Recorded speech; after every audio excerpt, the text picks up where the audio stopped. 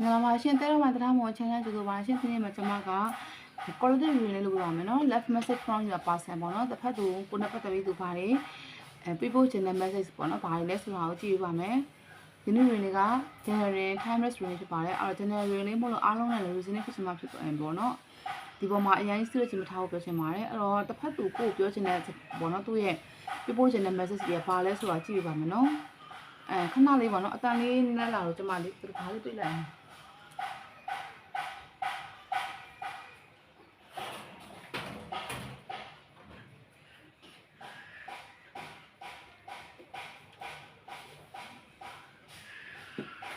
အဲ့တော့ကျမကဒီမှာ correct လေးရဲ့ energy ရဲ့တစ်ဖက်သူရဲ့ energy ကျမကြည့်ပေးထားတယ်ပေါ့နော်အဲ့တော့တစ်ဖက်သူရဲ့ energy ပြီးမှကြည့်မယ် correct လေးရဲ့လက်ရှိ energy ကျမကြည့်မယ်နော်correct လေးကတစ်ဖက်သူနဲ့လက်ရှိအနေထားမှာအရင်အဆင်ပြေနေတာမျိုးတိတ်မတွေ့ရဘူးပေါ့နော်တိတ်အဆင်ပြေမနေဘူးတစ်ဖက်သူကိုဟင်းနေလို့ဖို့စူးစမ်းနေတာမျိုးဒါပေမဲ့လည်း correct လေးရဲ့ရင်ထဲမှာတော့သူရှိနေတာမျိုးဟင်းနေလို့မယ်တာပြောတယ်တစ်ဖက်သူရဲ့ရင်ထဲမှာတော့တစ်ဖက်သူကကိုယ့်ရင်ထဲမှာရှိနေတာမျိုးတော့တွေ့ရတယ်ပေါ့နော်အဲ့တော့သူနဲ့ကိုယ်နဲ့ကြမှာတော့အဆင်ပြေမှုလေးတွေပေါ့နော်ဒါမှပြဿနာလေးတွေတိတ်မကြခင်ဖြစ်သွားတဲ့အရာမျိုးတော့ကျွန်မခံစားမိတယ်ပေါ့နော်အဲ့ဒီမှာဆိုရင်ကိုကလေကိုယ့်ရဲ့ပေါ့နော်ရင်းနှီးရတဲ့ကိုယ့်ရဲ့တငယ်ချင်းမိတ်ဆွေပေါ့နော်စုံတရက်ကိုကရင်ဖွင့်နေတာမျိုးသူနဲ့ပတ်သက်တဲ့အတိတ်နဲ့ပတ်သက်ပြီးတော့မှအကြောင်းအရာတွေကိုပြောပြပြီးရင်ဖွင့်နေတယ်ဘာဆက်လုပ်ရမလဲဆိုတဲ့အရာကိုအကြံဉာဏ်တောင်းနေတာမျိုးပေါ့နော်အဲ့လိုမျိုးတချို့လေးမှတွေ့ရတယ်ပေါ့နော်ကိုယ့်စိတ်ခံစားချက်ကိုဒီလိုဖွင့်ပြောလိုက်မှပဲ quality လေးရဲ့နယ်လေးချင်းပေါ့ပါသွားတာမျိုးပေါ့နော်အဲ့လိုမျိုးတွေ့ရတယ်တစုံတစ်ယောက်စီကလည်းဟိုအကြံဉာဏ်ယူနေတာမျိုးပေါ့နော်အဲ့လိုမျိုးမြင်ရတယ်လက်ရှိမှာနယ်လေးတစ်ဖက်သူနဲ့ပတ်သက်ပြီးအဆက်အသွယ်ပြတာလည်းဖြစ်နိုင်တယ်သူ့ကိုပြတ်ဆဲဖို့အတွက်ကိုစူးစမ်းနေပေါ့နော်မုံလို့ရင်ကောင်းမလားပေါ့နော်ဘယ်လိုမျိုးဒါပေမဲ့ချို့လေးရဒီမှာတွေ့ရတာတော့ healing လုပ်နေရဆိုတော့လေဒီလိုမုံလို့ဖို့စူးစမ်းနေတာမျိုးကျွန်မခံစားမိရပေါ့နော်အော်တေချာတော့သူနဲ့ကိုယ်နဲ့ကြမှာတော့ပြဿနာရှိခဲ့တဲ့အရာမျိုးတော့ခံစားမိရပေါ့နော်အဆက်အသွယ်ပြတ်သွားတာမျိုးကိုဘက်ကသူ့ကို block တာမျိုးလည်းဖြစ်နိုင်တယ်ကိုကလုံးဝသူ့ကိုအဆက်အသွယ်ဖြစ်တော့တာမျိုးလည်းဖြစ်နိုင်တယ်ပေါ့နော်အော်ဒီမှာတစ်ဖက်သူ energy ရဲ့လက်ရှိမှာတစ်ဖက်သူအဝေးကိုမျှော်ကြည့်ပြီးတော့မှကိုယ်အကြောင်းတွေးနေတာမျိုးပေါ့နော်ကိုယ်နဲ့ပတ်သက်တဲ့မျှော်လင့်ချက်တွေရှိနေတယ်ပေါ့နော်မျှော်လင့်ချက်တွေစိတ်ကူးတွေရှိနေတဲ့အတွေးတွေကိုယ်အကြောင်းတွေးနေတာမျိုးမြင်နေရတယ်အဲ့တော့ဒီမှာနှစ်ယောက်သားချင်းမှာတွေးနေရတာကလေပြဿနာကနည်းနည်းလေးကြီးထွားတာမျိုးတော့မြင်နေရတယ်ပေါ့နော်ဒီပြဿနာပတ်သက်ပြီးသူရောကိုရောကဘယ်လိုလဲဆိုတော့စိတ်ခံစားမှုတွေတစ်ဖက်နဲ့တစ်ဖက်မှာပေါ့နော်ဒေါသတွေရှိတာမျိုးပေါ့နော်အဆင်ပြေမှုတွေတော်တော်အဖြစ်ပုံချတာတွေရှိခဲ့တဲ့အရာမျိုးတွေ့ရသူကလည်းကိုယ်အဖြစ်ပုံချကိုကလည်းသူ့အဖြစ်ပုံချပေါ့နော်အဲ့လိုမျိုးတွေနဲ့သွားကြမှာဒေါသတွေနဲ့ဆက်ဆံမှုတစ်ခုပေါ့နော်နည်းနည်းလေးပြဿနာကြီးထွားခဲ့တဲ့အရာမျိုးကိုတိတ်မကြခင်ဖြစ်တဲ့တိတ်မကြခင်နဲ့တိတ်မကြခင်သူနဲ့ကိုယ်နဲ့ကြမှာပြဿနာတစ်ခုဖြစ်ခဲ့တဲ့အရာမျိုးတော့ခံစားမိတယ်ပေါ့နော်ဒီအရာကိုတင်းဘက်ကနေပြီးတော့လုံးဝကိုသူနဲ့ပတ်သက်ပြီးရှေ့ဆက်မသွားဘဲနဲ့လှုပ်ရှားဖို့အတွက်ပဲကိုယ့်ဘက်ကနေစူးစမ်းနေတဲ့အရာမျိုးလည်းခံစားမိတယ်အဲ့တော့တစ်ဖက်သူဘက်ကတော့လည်းလေးဒီမှာမြင်နေရတာပေါ့နော်အရင်ကိုယ့်ဘောပြသားနေတဲ့အရာမျိုးတော့တိတ်မတွေ့ရအောင်ပေါ့နော်ပြသားနေတာမျိုးမြင်ရအောင်သူ့ဘက်ကမျှော်လင့်ချက်တွေရှိပြီးတော့မှပေါ့နော်ကိုယ်ချောင်တွေးပြီးတော့မှဘာဆက်လုပ်ရမလဲဆိုတဲ့အတွေးနဲ့တင်းနဲ့ပတ်သက်ပြီးအဆင်ပြေဖို့အတွက်ဘယ်လိုညှိနှိုင်းရမလဲဆိုတဲ့အရာကိုတွေးနေတာမျိုးခံစားမိရပေါ့နော်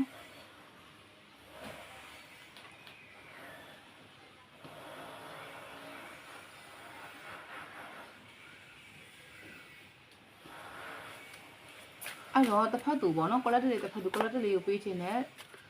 message ပေါ့နော် left message ကပါလဲဆိုတော့သိချင်ပါတယ်အဲ့တော့သူဘာတွေပြောချင်နေလဲပေါ့နော်ကိုယ်နဲ့ပတ်သက်ပြီးတော့ကျွန်မ9ကတ်ဆွဲမယ်နော်9ကတ်ဆွဲမယ်9ကတ်ဆွဲတကယ်ကြလာတယ်7 of pentacles အတန်လေးပါဝင် sorry ပါနော်အတန်ကနည်းနည်းလေးတွေကျွန်မအတန်လေးရနည်းနည်းပါတယ်ဒီလားအတန်ကအိုးကတ်တဲ့တအားချောတာအတန်လေးရပါတယ်ကျွန်မ video post လုပ်ရင်လည်းနည်းနည်းဟိုဖြစ်တော့လေ post လုပ်တော့ဗောနော်နည်းနည်းအတန်အရန်ကျန်မှာပဲလုပ်မလားနော်ပတ်ဝန်းကျင်အတန်နဲ့စုတယ်ပတ်ဝန်းကျင်ကဟိုဒီတကယ်ကိုယူလိုက်မယ်401 step နောက်ထပ်3ကတ်ဆွဲလိုက်မယ်နော် Queen of Cups 8 of Swords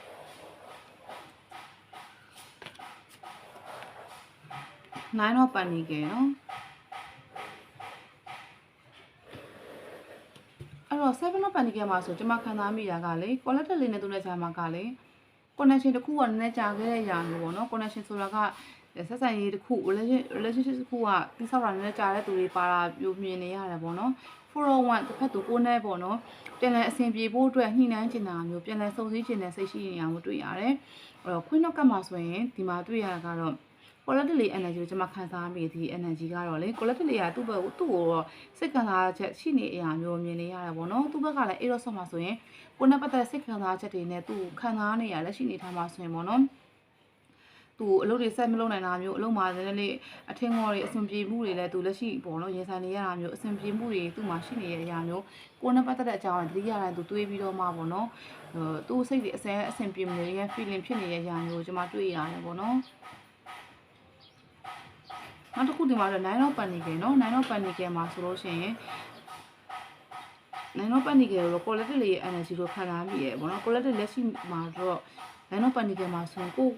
ကိုပဲရည်တည်မှုတစ်ခုနဲ့တွားဖို့အတွက်ပဲစူးစမ်းနေတာမျိုးတော့မြင်နေရတယ်ဒါပေမဲ့တစ်ဖက်သူကတော့မဟုတ်ဘူးเนาะတင်နဲ့ပြန်လဲအဆင်ပြေဖို့အတွက်သူညှိနှိုင်းဖို့အတွက်သူစဉ်းစားနေရပေါ့နော်ဘယ်လိုမျိုးတင်လက်ခံမလဲဆိုတဲ့အရာကိုသူတွေးနေတာမျိုးတင်ပေါ်လဲချက်ချင်းမြတ်တာတွေရှိတဲ့အရာမျိုးတွေ့ရ401မှာဆိုရင်ချက်ချင်းမြတ်တာရှိရဲပြန်လဲစုံတွေးခြင်းတယ်ဆိုတဲ့အရာမျိုးခံစားမိရပေါ့နော်အဲ့တော့လက်ရှိမှာလည်းသူကလည်းကိုနဲ့ပတ်သက်တဲ့စိတ်ခံစားချက်အခုမှလည်းပိတ်မိနေပြီးတော့မှသူ့ကိုယ်သူလုံးဝကိုပေါ့နော်ကိုနဲ့ပတ်သက်ပြီး healing လည်းသူလုပ်ဖို့လည်းစူးစမ်းမှုမရှိဘူးအဆင်ပြေဖို့ပေါ့နော် healing သူ့ဘက်ကနေပြီးတော့မှကိုမှုလို့ဖို့စူးစမ်းတဲ့အရာမတွေ့ရအောင်ပေါ့နော်ပြန်လဲအဆင်ပြေဖို့အတွက်ညှိနှိုင်းခြင်းနဲ့သူ့စိတ်ခံစားချက်တွေရှိရမျိုးတွေ့ရတယ်ပေါ့နော်အဲ့တော့တစ်ခါတူပေါ့နော်ဘာလဲကိုဖတ်တူကိုပေးပို့ခြင်းတဲ့ message ကပါလဲတကြံပါတယ်ကျွန်မနောက်ထပ်5ကတ်ဆွဲလိုက်မယ်ဟိုနိုင်တော့စ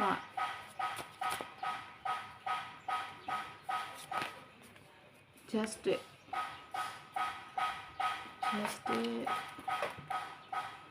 8 of Pentacles เนาะ8 of Pentacles နောက်ကတ်ထပ်ဆုံးเนาะဟိုတကကြာဒီကပ်လိုက်တော့7 of Wands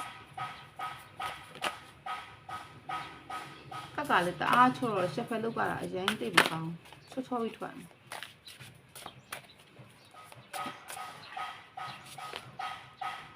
ခဏတော့ဆို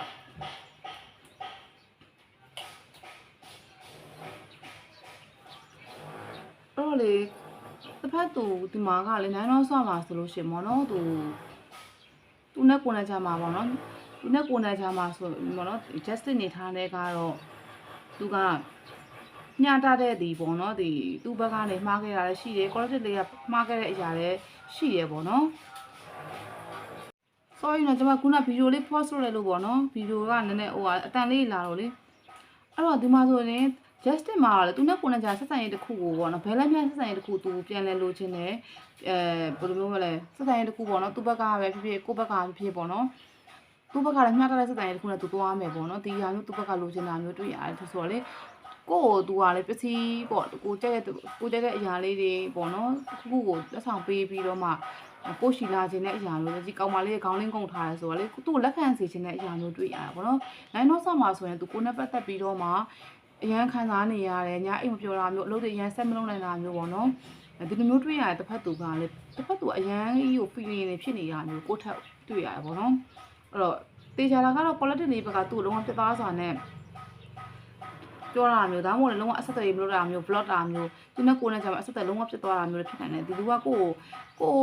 နဲ့ပဲသူသွားကျင်တဲ့သူမျိုးဆိုတာမြင်နေရတာပေါ့နော်ကိုကြောင့်အရင်ကိုသူခံစားနေရတယ်အဲ့တော့ဒီမှာကတော့ quality လေး energy မှာခွန်းတော့ခတ်အောင်ပါဆိုရင်8 of Pentacles quality လေးကတော့သူနဲ့ပတ်သက်တဲ့စိတ်ခံစားချက်တော့ရှိတယ်ဒါပေမဲ့လည်းကိုယ့်ရဲ့အလုပ်ကိုပုံမှန်လေးမပြတ်သွားနေတဲ့အရာမျိုးမြင်နေရတယ်တစ်ဖက်သူအနေထားကတော့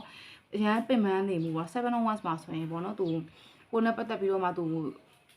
အဆက်အသွယ်မရအဆင်မပြေတဲ့ကာလတစ်ခုမှဆိုသူပေါ့နော်သူ့ဘက်ကလုံးဝကိုအဆင်ပြေမနေဘူးပေါ့နော်အဆက်အသွယ်မရ quality လေးနဲ့ပတ်သက်ပြီးတော့မှပေါ့နော်ဟို information တခုစုံမှသူလုံးဝဟိုပေါ့နော်ဆက်သွယ်လို့မရတဲ့ခါမှာဆိုသူ့ဘက်ကနေပြီးတော့မှဆက်သွယ်ဖို့စူးစမ်းနေရဲစိတ်ပင်ပန်းမှုတွေပေါ့ရှိနေအောင်တွေ့ရသူ့ဘက်က quality လေးဆက်သွယ်ဖို့သူပေါ့နော်ဘယ်လိုလမ်းကြောင်းနဲ့ quality လက်ခံဖို့အတွက် quality လေးနဲ့ ပြန်လဲဆုံးသွားဖို့အတွက်ပေါ့နော်စကားတွေပြောရဖို့အတွက်ပေါ့နော်သူစူးစမ်းနေတာမျိုးမြင်နေရဒီအတွက်လည်းသူ့ဘက်ကစိတ်ပင်ပန်းကိုယ်ပင်ပန်းဖြစ်နေတဲ့အရာမျိုးတစ်ခါတလေကိုသူ့ကိုယ်သူပေါ့နော်အားလျှော့နေတာမျိုးဖြစ်တယ်ဒါပေမဲ့လည်းသူ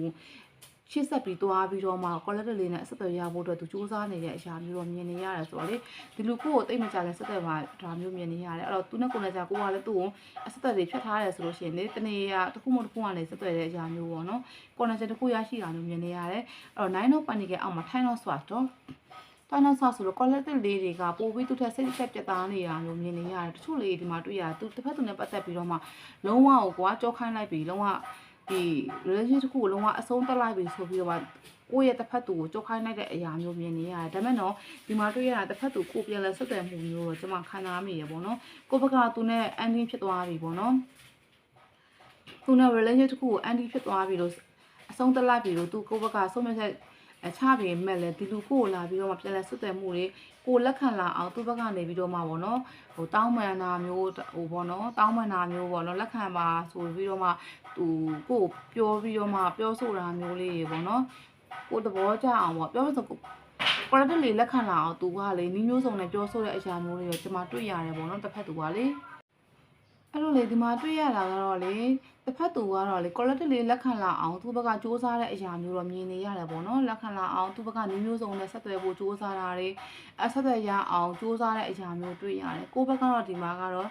anti လုပ်ပဲဆိုတော့ကြော်လုံးဝကြော်ခိုင်းတာအောင်10 not swap ဆိုတော့ဒီလူလုံးဝကိုကြော်ခိုင်းလိုက်ပြီကွာကိုတယောက်ရက်တည်တော့မယ်ဆိုပြီးကိုစိတ်ဆုံးမဲ့ချက်ချတာမျိုးလည်းတွေ့ရတယ်ပေါ့နော်ဒါပေမဲ့ဒီလူကကိုပြတ်သားမှုတော့မရှိဘူးတစ်ဖက်သူကကိုပြန်လဲဆက်သွယ်ဖို့အတွက်သူစူးစမ်းပြီးတော့မှရအောင်အဆက်သွယ်ယူတာမျိုးတော့ကျွန်မမြင်နေရတယ်ဆိုတော့လေဒီလူရဲ့ဆက်သွယ်မှုတွေတိတ်မကြခင်မှာတင်ရဖို့ပေါ့နော်၄ပတ်၄လအတွင်းမှာတော့ကျွန်မတွေ့ရတယ်တစ်ဖက်သူကကိုကိုဆက်သွယ်မဲ့အဆက်သွယ်တွေ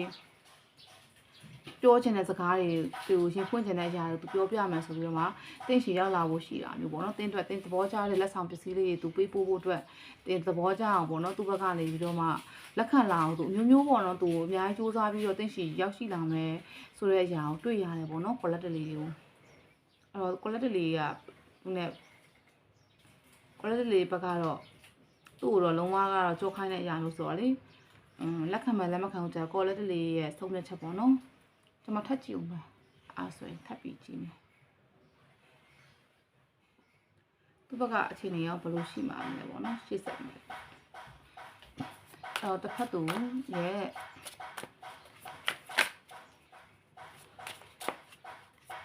quality လေးပေးဖို့ချင်တယ်ပေါ့နော် message ထပ်ကြည့်တယ်နော်ဘာလေး message ပေးချင်လဲပေါ့နော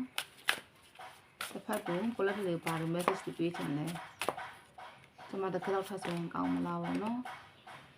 7 of cup နော်7 of cup ဟိုတစ်ခါဆွာလာတယ်9 of cup နော် cup တွေပဲဆိုတော့လေတေချာသူကိုလက်ခံလာအောင်သူအများကြီးပေါ့နော်လက်ခံလာအောင်နဲ့7 of cup ဆိုရင်ကိုယ်သဘောပဲအားလေးကိုကြိုက်နေတယ်လေပေါ့နော်ကိုယ်သဘောကျတဲ့လက်ဆောင်ပနာလေးတွေပေါ့နော်ဒီအရာလေးနဲ့ကိုယ်စီ9 of cup မှာဆိုရင်ပြန်လာမဲ့အရာမျိုးကိုတွေ့ရသိမကြခင်ကိုမြင်နေရတယ်ဆိုတော့လေလက်ရှိမှာကတော့ဒီလူကလေကိုယ့်ရဲ့တစ်ဖက်သူကကိုယ်နဲ့ပတ်သက်ပြီးတော့မှပေါ့နော်ဟိုအဆင်ပြေဖို့အတွက်ကိုပေါ့လေအများကြီးသူစဉ်းစားနေတယ်ပေါ့နော်လက်ခံလာအောင်ဘယ်လိုမျိုး quality လေးဘယ်လိုမျိုးပုံစံမျိုးကြိုက်လဲပေါ့နော်ဒီဟာတွေကိုသူစဉ်းစားနေတာမျိုးတွေ့ရတာပေါ့နော်လက်ခံလာဖို့အတွက်သူ့ဘက်ကစူးစမ်းမှုတစ်ခုတော့မြင်နေရတယ်တစ်ဖက်မှာတော့သူအလုပ်တွေလုပ်နေတယ်ပေါ့နော